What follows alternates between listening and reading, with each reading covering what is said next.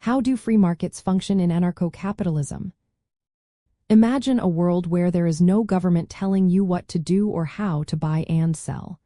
Instead, everything is run by private businesses and individuals. That's the idea behind anarcho-capitalism.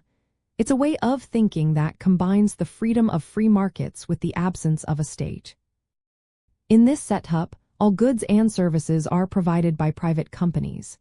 If you need a road, a school, or even protection from theft, you would hire a private firm. These companies compete with each other, which means they try to offer better services at lower prices. This competition helps keep prices fair and quality high.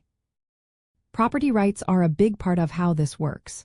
People own their land, homes, and businesses. As long as they don't hurt others or take what isn't theirs, they can do what they want with their property.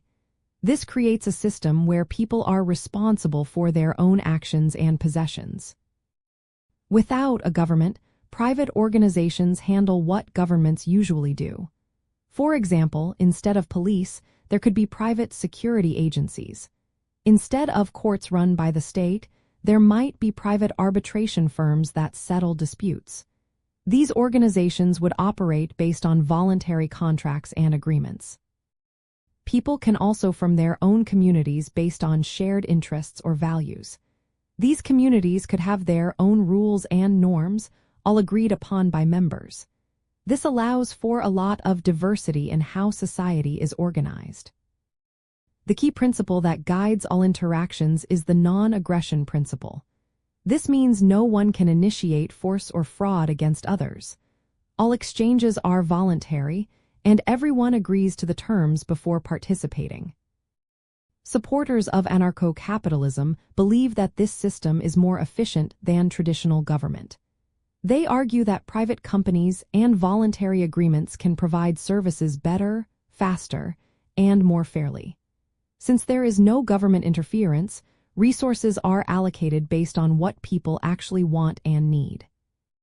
Some libertarians see anarcho-capitalism as the ultimate goal of limited government.